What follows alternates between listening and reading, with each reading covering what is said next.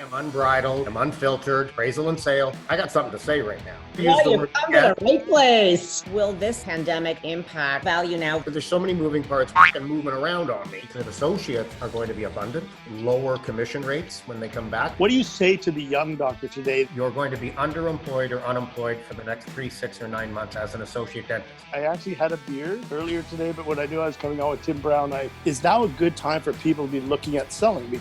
But what's it worth today? Like an N95 mask, scarcity. Feeling the same pain, your doors are closed, there's no production. Across your mind, the thought of selling. I know you're probably texting Tim right now going, because Canadians have a very high dental IQ. You've taught us well. Way to go, dentists of Canada. We heard you. We show up because we value. This teledentistry. I'm gonna get my little robot arms through the computer, like. pour me a vodka. Set up a little bar over there. I love it. I love it. Welcome back to UP Dental Academy. This is Leadership in Times of Crisis. I'm here as always with Dr. Agatha Biss, and honored today to have Tim Brown from Roy Corp join us to give his insight and his thoughts as a thought leader in the dental industry on where we're at right now. I'm looking forward to an inspired and exciting conversation with Tim and Agatha today. Tim, welcome on board. Thanks, Mark, and thank you, Agatha. Most of you would know that, my dad, Roy Brown, started this company in 1974. So in the last 46 years, we've appraised about 10,000 dental practices. We've sold thousands of them. We're an appraiser and a broker. Our primary core competency is helping a dentist to know his or her dental practice for many reasons. People need to know for insurance purposes, matrimonial reasons, partnership formations, dissolutions, buying, selling. Appraisals are done for many reasons. Now, in this particular time, our appraisal business is operating full-time because people still need to know the value. Most of our clients have decided it's probably a good time to get a February 29, 2020 value put on the practice, just so we have some benchmark to measure whatever happens next. Right. In our discussion, we'll talk a little bit about what's going to happen next. That's who we are. That's what we do. And like I said, we're grateful that you're here today. And Agatha, welcome back, as always. Tim, the first thing I wanted to jump in on is right now, I know there's probably a lot of fear in our industry, and you're seeing it every day. I'm sure you're fielding calls. Is now a good time for people to be looking at selling? Because every dentist I've talked to, they're on that fence of right now, what do I do? Am I at that transition age, or am I in a tough space in my dental career with everything that's going on? Is now a good time to be thinking about selling? Well, for the practice owners out there, the biggest risk that you take right now is what's it worth today versus what will it be worth in 1 year, 2 years. And that's forward projection making valuations. And we don't know yet. Until time passes and until I know the recovery rate of your practice and how it measures up in 1 to 2 years compared to 2019, I don't know. And that's a gamble we're all taking. We're talking about consumer behavior here and the propensity of Canadians to return in a trustworthy and predictable fashion to continuing care for dental offices. And there are so many predictions on that. I'm not going to make any. You've all got your own, folks. Yeah. If the patients return and if your practice recovers, now we have to look at the supply, demand, and free flow of low-cost capital equation. So post-COVID reopening revenue, wait and see. The gamble you're taking is that if your practice doesn't recover that well, it's probably going to be worth less. But what's it worth today? That's my opening dissertation. I want to be part of something that is unbridled, unfiltered. Don't ever use the word. Come to the right place. I am unbridled. I am unfiltered. In the one little wheelhouse, the little silver sliver of a lane of the economy for dentists that I work in, which is appraisal and sale. That's my wheelhouse. That's my core competency. That's my lane. I'm not going out of it. I got something to say right now. There's so many moving parts moving so fast right now that everything I said a month ago is different today, and it's going to be different 30 days from now. And I'll preface everything I say with, this is what I think right now. But I know with all of the moving parts of this puzzle, and they keep moving around on me, this is what I think today. And I can answer every one of those questions today. Point, I want to talk about my prediction for the great transfer of talent. And this is the massive resignation of people that do not want to return to dental practice ever. And we don't know how many that are yet, how many that is yet, because they're all sitting at home collecting some sort of support from somebody. So you don't resign today. Only a fool would resign from their job today. 100%. But what's going to happen in 30 days when, Agatha, you call your staff, you might find that someone says, Dr. Biss, I'm so sorry. I don't want to come back to work. I'm going to go work at a veterinary practice. Dental office freaks me out. I want to get pregnant. I don't want to come back to work. That's going to happen. We don't know how many. And where that's going to happen the most, guys, corporate dentistry. Everybody should stop assuming all your staff are sitting there just desperately waiting to come back to dental practice. I agree. I don't think that's the case. We'll see. Second thing is that associates are going to be abundant because they're not going to be busy. They are probably all going to be offered lower commission rates when they come back because overhead just went up. I don't know how much. I'll calculate that later, but it's going up. Yep. That we know. Yep. That's a fact. How much? Don't know yet. Give me 6 months. Give me a year. We'll all look at the numbers then and we'll all figure it out. So who's going to pay for that?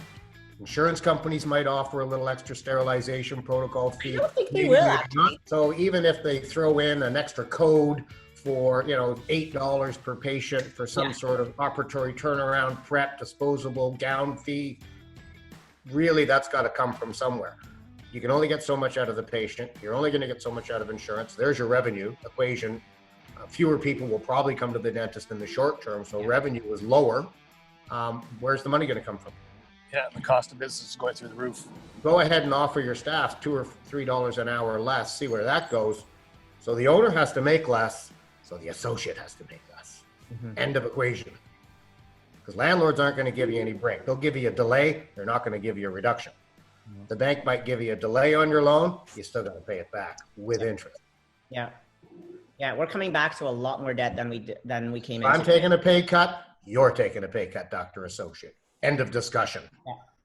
Yeah, So that's really going to complicate the relationships between principal and associates, but principals are going to have to take a stand on this because the days of 40% associates are done. They were done 5 years ago. They've all been overpaid, in my opinion. But well, I don't understand how you can even do that with overhead the way it is.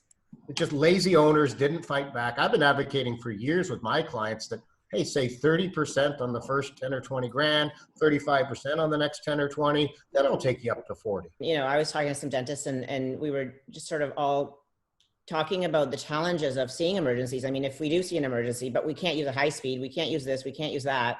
I mean, you're not really helping anybody by seeing them. So, can I do something? You could accidentally perform professional misconduct because of the lack of the equipment you can use. Yeah. And so write a script. That's all everybody's doing. Cover your ass, write a prescription, send them home, right? Better than nothing. And you can do that by teledentistry, of course. But what am I going to get my little robot arms through the computer? Like, how is gonna get you to explain how you value a practice. What are the key components? What do you look at? What is the most important thing? And how this COVID thing will obviously impact that. How's it gonna be different today than it was 6 weeks ago? Yesterday, he was talking about how, it's not gonna change, but I don't believe that because I have a classmate of mine who's already sold to a corp for a fraction of what they would have offered him like 2 months ago. So I wonder if there is some impact by this whole COVID pandemic, or at least people freaking out about being down for so long. So value now versus value before. Will this whole pandemic shutdown impact the way you guys look at our practices? Like, whatever was valuable before, is something else going to become more valuable now? For example, hygiene, the way your patients are being seen, how frequently. Is that important now or before, and will that become more important moving forward? Why does a practice grossing $300,000 have cash flow of $100,000? Well, the answer is because we don't include debt in our calculations. In the appraiser's world, everything's paid for because some people actually still use cash. So we have to treat everything equal by eliminating debt. Okay. And that's how you see small practices actually have cash flow. The fact is, anyone that buys it's probably going to borrow money, and they'll probably have negative cash flow depending on how much they borrow, how much they put down, and what interest rate they pay. So they're simple. Those are just technical questions. We've been answering those for 45 years, and I'll get you through that. because there are a lot of cold and lukewarm starts that are going to come to market. And why that's a very important question, this is an important question, Agatha, is that there's all kinds of practices that opened up in Canada in the major cities in the last 2 to 3 years who are not doing very well then. They're probably going to do even worse in the immediate short-term future. Yeah. And a lot of them are just going to decide to walk away and sell them. Yeah. And so there's a lot of cold starts or what we call lukewarm start opportunities that are going to come to market. We work for sellers. We don't work for buyers. We don't work for banks. All the financial advisors, the insurance guys, the accountants, the lawyers, we don't work for any of them. We only work for owners. An owner deserves to retire with dignity and profitably. And that's what we do. Period. Company mandate, stitched, sold, in the trenches since 1974. We've never budged, and we don't go outside of our core competency, and we stay in our lane, so to speak. We're just working for owners, and they deserve a break more than ever. And I want to speak to them. And there's 3 pillars that are driving this market right now in April 2020. Scarcity of supply. There's not a lot of good practices for sale. There never was for the last 3 to 5 years. There's certainly not many right now. How do you define a good practice? You know, I think the average good practice today is one that has general dentistry procedures, restorative, around 40 to 50% of production, preventive billings in the 30 to 40% of production, nice diagnostic revenue. Most buyers today don't want practices that are doing more than 5% in any of the disciplines that are non-general dentistry. They get a little intimidated when they see a lot of endo, a lot of ortho. Good leases, premise leases are really, really important when selling practices today. If you don't have 2 or 3 renewal options in your lease, get them.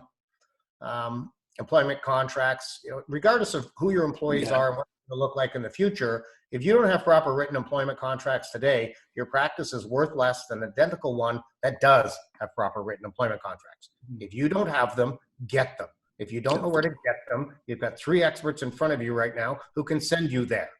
Don't be stupid, doctor. Implement proper written employment contracts and review your premise lease. And the rest of the statistics and the highlights, there's only 3 or 4 top ones. I just covered them all. Your premise lease, your employee contracts, associate agreements, if you have them, they should be in writing, folks. So, you know, there's where a good practice lands, but there's not a lot of them out there. So of those 3 things, Agatha and Mark, there's not a lot of good practices. So scarcity of supply. Like an N95 mask, scarcity. Item 2. Trump says about that. Yeah. So the second pillar of my theory is demand. We have a lot of buyers in Canada. We've had them for years. There are thousands of people looking to buy for the last number of years. The corporates are still looking to buy. And then the one thing a lot of people forgot about, really stimulated demand practices lately, are the thousands of dental associates that are sitting at home right now. And they are predicting that when practices reopen, they're going to be the last ones called back to work. And there's many reasons for that. And most of us know that owners feed their families first. Right. So because these associates are so worried about job security, they're so worried about job security and they're so worried about what their future looks like, what we're seeing is that they have 2 choices: set up a brand new practice or buy a practice. Is setting up a brand new practice in a major city of Canada a good decision in the fall of 2020? I don't think so. There's enough competition already. Right. So buying a practice is one of the last choices that the associate dentist has. So the number of people looking to buy practices just skyrocketed in the last 30 days. Skyrocketed. And I can easily measure that by views to our website, because all our website analytics show the number of inquiries, frequency, the volume, the number, the new subscribers to our service, which is voluntary. If you want to know what's for sale, folks, you can voluntarily subscribe to Roy and the other brokers. They have a similar service. So scarcity went, you know, the supply went way down, demand went way up, and interest rates plummeted. So would that impact your, let's say you were to value my practice, would that impact the way you value a practice now versus say, you know, 2-3 months ago, or is it still sort of the same thing that you're going to do? Right now, every appraisal we publish is dated February 29, 2020. And until further notice, I'm not moving because I don't know yet. Not moving on. Show me your Okay. recovery revenue and your recovery rate. I'll appraise it then. And 1 to 2 months in the summer or fall is not enough to measure yet. We use a 3-year historical method. 2 or 3 months does not value make. Mhm. I'm glad you said that, because I'm sure right now there's a lot of people that just breathed a sigh of relief hearing that from you, especially. As And not Relax. tired. Owners, no, but as relax. owners. As owners, relax, reopen, recover. We'll measure then. I predict a lot of practices will be worth less because of the patient behavior and recovery rate of people returning to the dental office. Some of you are going to do better a year from now. Some of you will do worse. I think I will. Measure it. I think Sorry, some of us will, because this is forcing some of us to restructure what we're doing. We've gotten so like fat in a way, kind of gotten used to doing things a certain way without really thinking about, the impact, that now that we've got time to sit around and kind of go, what am I going to do differently that Yep. I sort of thought about doing, but I never really had the time to do. Now I've got time. So now I'm actually implementing changes that I've sort of thought about, but really didn't focus on. One of the fundamental pillars of business valuation is earnings. And if we don't have earnings, we don't have a business to value. There's a few exceptions to that, such as a brand new turnkey office. But when earnings go up, business valuation goes up. When earnings go down, business valuation goes down. I think it's pretty safe to conclude that the 2020 earnings of all Canadian dental practices will be lower than 19. Fact. That's going to be a historical filed fact come December 31 this year. That generally suggests lower valuations. But some businesses and some owners are very carefully calculating right now about how can I reopen and not only manage my new requirements for spending, protective equipment, air handling, whatever the new costs are, what other overheads can I look at to possibly reduce my operating costs so that I can remain my earnings level and maintain my business value. And I'm sorry to say this for the non-owners on the call, but it's the associates that are going to share in the pain with the owners because staff can't share in it. All of their rights and entitlement and seniority remain intact. Even though we just issued records of employment and technically we've terminated or laid a lot of people off, they're all going to be able to return at their previous wage levels. Other words, you get into constructive dismissal, folks. Don't try to reorganize your staff. Be very careful about that. So, Tim, can I just jump in? Just a quick question on the reorg. On the reorg, you're talking from a pay scale structure. You can't all of a sudden come and say, our production is this, you were making X and I can only afford to pay you this certain number. Does that go into effect with everybody or just people with employment contract? so From what you know. Okay.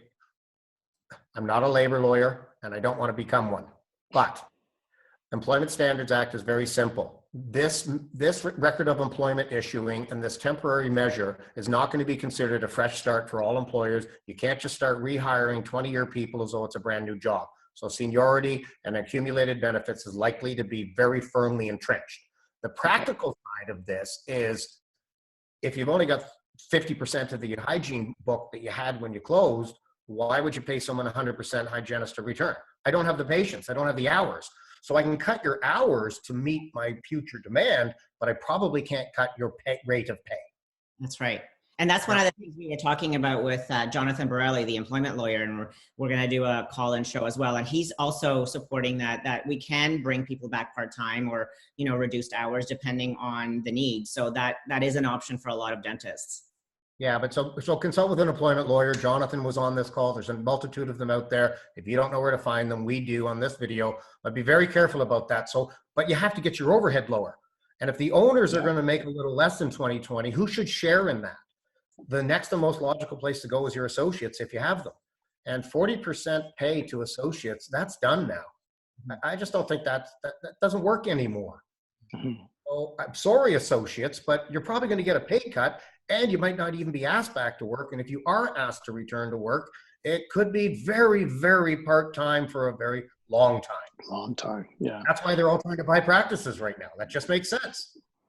So, Tim, as a thought leader in the industry, you've got banks calling you, asking for your opinion. You obviously have countless doctors reaching out to you. What do you say to the young doctor today that's maybe looking to become an associate or looking to buy? Is this an opportune time for them? What's the advice you're giving to the young doctors entering the dental industry?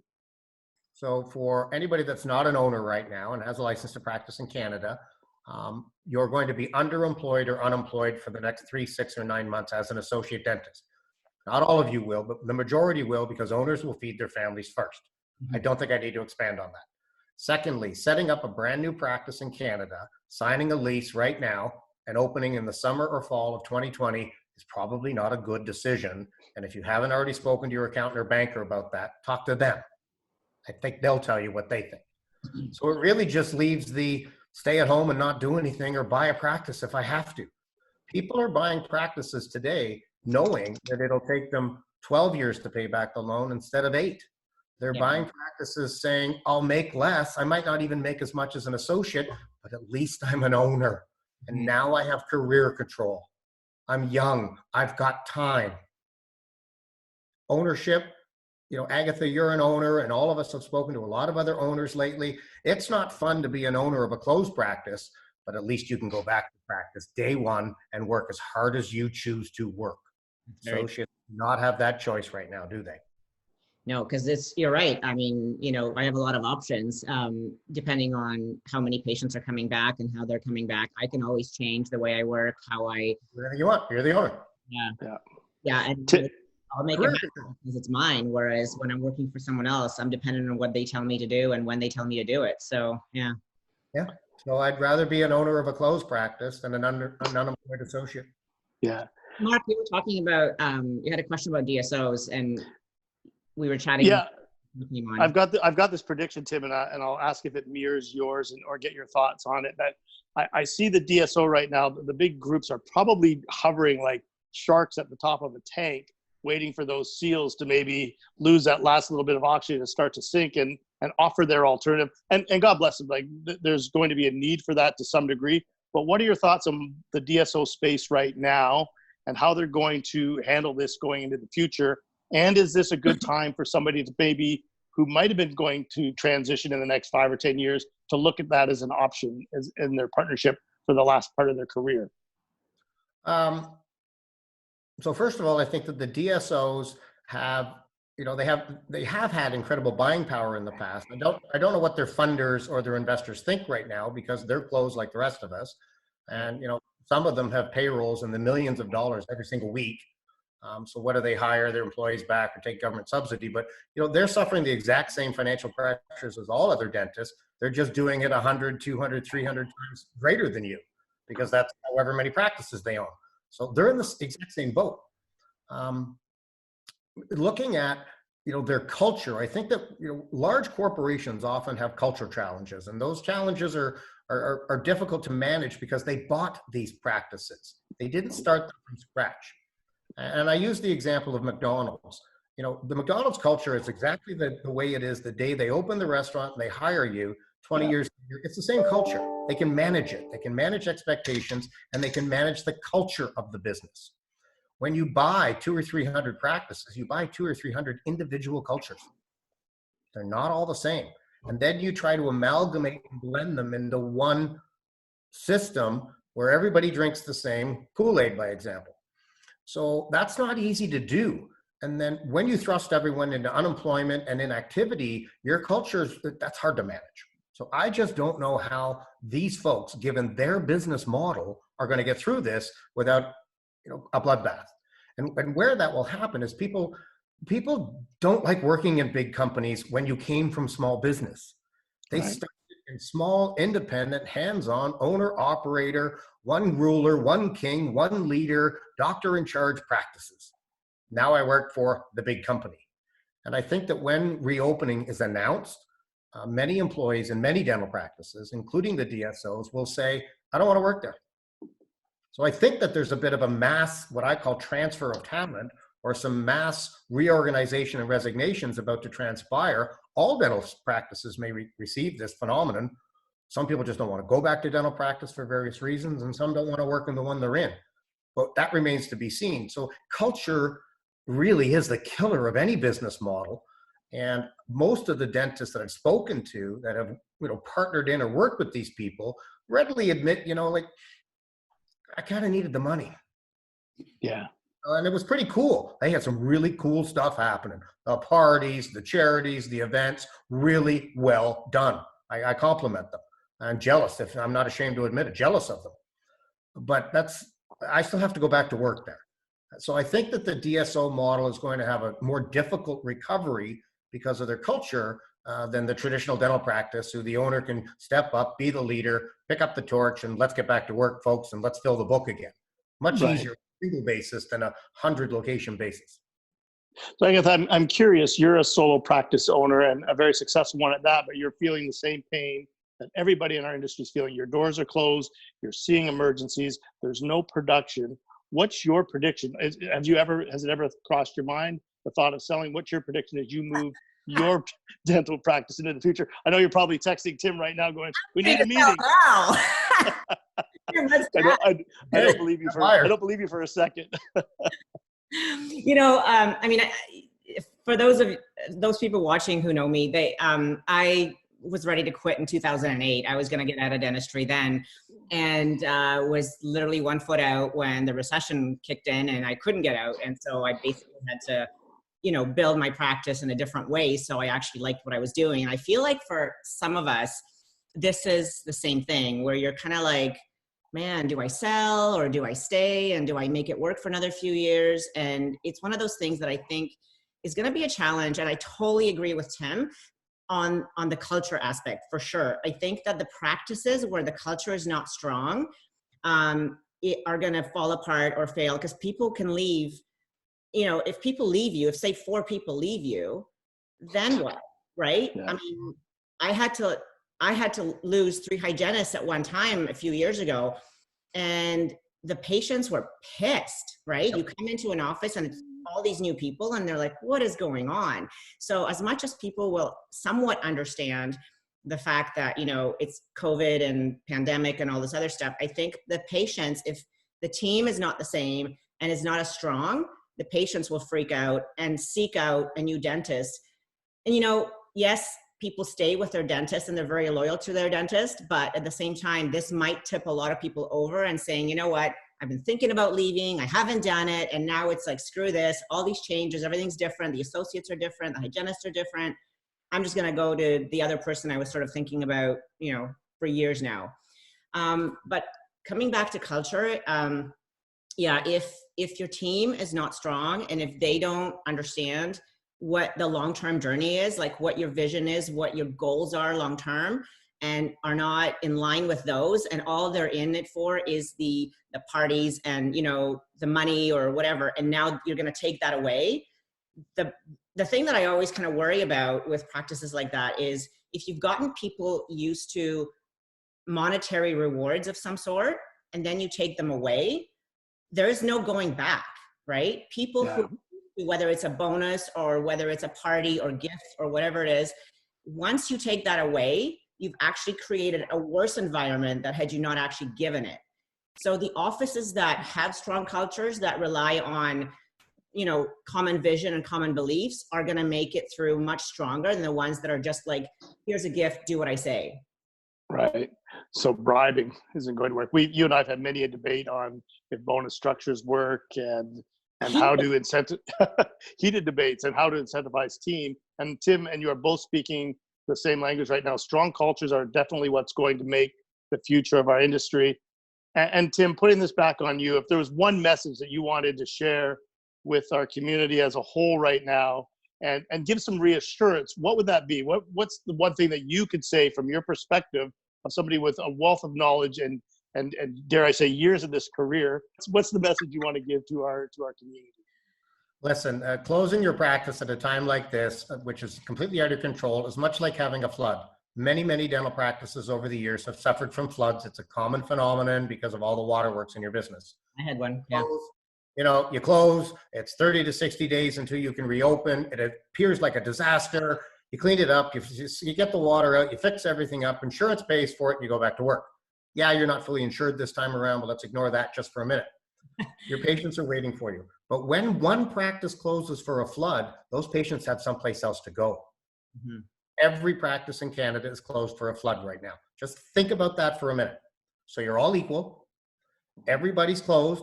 The patients have nowhere else to go. Hopefully you've had some patient communications going. Everybody's talking about that in social media. Don't leave them hanging. And when you reopen, you'll find out just how many loyal returning patients you have. And it should be the majority for most of you. It should be the large majority for most of you, because Canadians have a very high dental IQ. We have a very strong and powerful propensity to return for regular dental cleaning, because you've taught us well. Way to go, dentists of Canada. We heard you. We show up because we value our oral care. And remember, 35% of Canadians don't go to the dentist on a regular basis anyway. So you still have an untapped market you haven't even touched yet.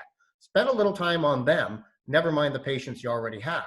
The final thing I would say on patients is stop worrying about new patients. Worry about the ones you've already got. Spend your time and energy on the patients you already have. Advertising and marketing and social media and all of that stuff, sure, it's there, and sure, you have to spend a little time and money on the patients that are loyal to you. Loyalty deserves to be rewarded right now. 100%. When I go to my TELUS and I see that a new customer can get a free phone and I got to pay $1,200 to fix my friggin' broken iPhone, I'm pissed off. Why did that guy get a free electric brush when I've been coming here for 20 years? Watch that. Watch that. I just want to say, so there's just my overall. You're going to be fine. Go to work, show up early, work through lunch, do what you did when you were a kid, you'll be fine. Do what you did when you were a kid, you'll be fine. I want to say one thing. So in my book, because you just touched upon bonuses, because this is the perfect time, to change your bonus system, whatever it was. Page 77. And I quote, bonuses should not be set or paid at allocated times, which means random. Bonuses should be immeasurable to your staff. Random and immeasurable. And the example I give of that is, have you ever had anyone just bring you flowers out of the blue for no reason? Those are the best flowers to get. Yeah. Stop with all the calculations. Stop with all the formulas. Stop with all the performance targets. Stop with collections and new patients. And every measurement you have in your bonus system will keep you awake at night and give your staff license to find a way to make those metrics happen so they get their bonus. Stop it. Happy to expand with anybody. Happy to give away 10 free copies of this book to those watching. Just send Agatha, Mark, or I an email, and I'll send you a free copy of my book. Add all the contacts. Well, there'll be 9 free because I want one. So there we go. You need to buy one. I gotta buy one. Take away from your viewers. I hope that helps, and I really thank you guys for letting me have an audience. And I appreciate you sharing this with those that are, part of your circulation. Everybody just needs to wait for the opening, get open, and go back to work, and then we'll see what happens from a valuation and sale perspective. It's interesting that you mentioned that thing about paying attention to your own clients versus, on what's out there. There's a webinar I was listening to, and they were talking about, some dentists who have really optimized their, whether it's social media or whatever marketing they do, and they're getting 100 new clients a month. And I'm just thinking, how do you even accommodate 100 new clients well? I mean, you can't, because you're either whipping them through, or you have so many leaving your practice that you have all these openings. So, I mean, I have about, I'd say 1,000 active patients. Now, what I consider active are people that have been in my office in the past 12 months. So I don't look at 24 like a lot of people. I look at the last year. Who's ever contributed to my business is an active patient. Anyone else isn't. And I mean, my practice is busy. I mean, I have 5 hygienists on 1,000 patients. So we can accommodate 100 more a month. I mean, that would double my practice, more than that, in a year. Chaos. It's drive-through dentistry, drive-by dentistry, and drive-through dentistry. Some practices have a very high attrition rate because they're churning and burning their patients too quickly. You're treatment planning too aggressively. You're frightening people away. You're not giving them a wow experience that they want to stay with the business. So many practices are losing more than they're gaining, but they can't measure the loss. You can only measure the gain. A lot of patients don't call you up to say, I'm not coming back. They just don't come back. They don't come back. When I'm looking at your website, I'm looking at all these different practices that are valued at certain amounts. And it's a real struggle to figure out, I mean, you have such a variety. You have practices that are, have a revenue of like 2 and change or 300,000 with a massive cash flow. And then you have these $2.5 million practices. So like, at what point, like, where's the cash flow come in? And how do you take a practice that's making 300 grand? Like, how do you actually sell a practice like that? So, for example, I was looking at one on our website the other day. It did about 380,000 in this last year. 388, I think was the number. But this is an established practice. But just on the size matter, it has cash flow of about 250,000. Now, how can that happen? Well, the owner owns the building, and so he doesn't have any landlord pressures on him. He still pays himself about $3,000 a month in rent, and he has one staff member. One staff member. A full-time receptionist who doubles as a CDA. And he only sees about 8 patients a day in 1-hour sittings, whether it's a 30-minute appointment, a 50-minute appointment, he books everybody for an hour. This is really, really old school. Right? The buyer will probably not operate that way. This is how he operates. It's an absolute anomaly, a rarity, but when I started with my dad in the 70s, this is how they all looked. It was all one man, one woman dental practices. Yeah. Moving forwards, what's I think a bigger topic that's likely to come in the immediate future is what we call the cold or lukewarm starts, where a practice was recently opened 1 to 2 years ago. They have revenue of maybe 200,000-300,000 in the first or second year because it's brutally competitive out there. So new patient acquisition and growth is very hard for a lot of these new startups. Yeah. I know we all drive around, folks, and you see a lot of new dental offices and the lights are on, but there's no one home in a lot of them.